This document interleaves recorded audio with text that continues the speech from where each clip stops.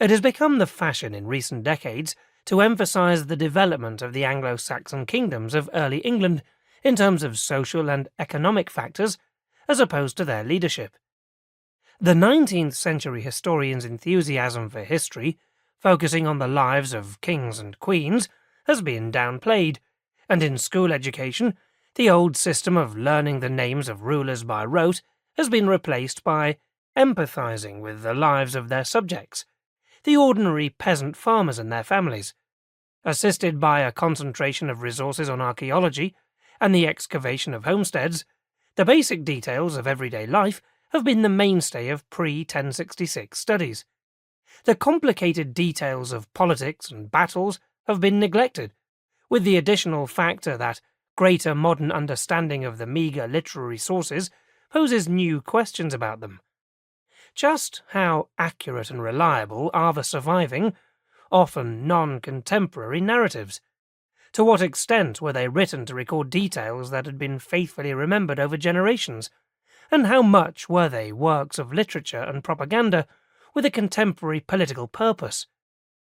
The issue is particularly acute for the era of conquest, itself a problematic concept at variance with basic archaeology, and settlement, the 5th to 7th centuries. The main semi-contemporary British, Welsh source, the De Excidio Britanniae of Gildas, 540s, deals in lurid generalizations of mass slaughter and polemic about the sins of the British, and its author clearly saw himself as a latter-day Jeremiah, inveighing against the moral failings of his sinful countrymen that led to merited punishment.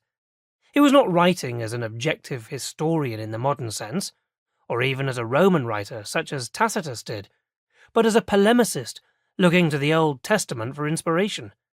The post-Roman British of his era had lost the greater part of their land to heathen invaders, just as the Jews of Jeremiah's time had lost Israel and were in the process of losing Judah. The parallel was obvious.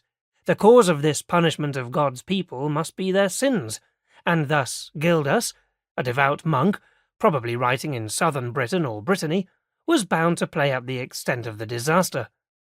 But his claims of disaster for the British, with towns sacked and farms abandoned in a systematic and countrywide reign of terror by Germanic invaders, are not backed by the evidence on the ground.